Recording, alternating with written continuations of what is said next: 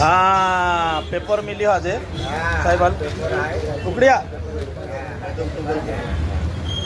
काय आहे आज आजची ताजा बातमी काय आहे रायसिंग मामा? आज आहे आपला पेपर बघा कसा आहे पेपर बघा रे हो दादा नको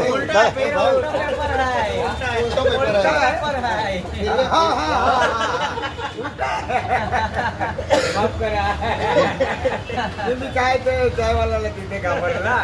म्हणून ते आम्ही असं बरोबर आपलं काय पेपर मग आपलं आहे असं आहे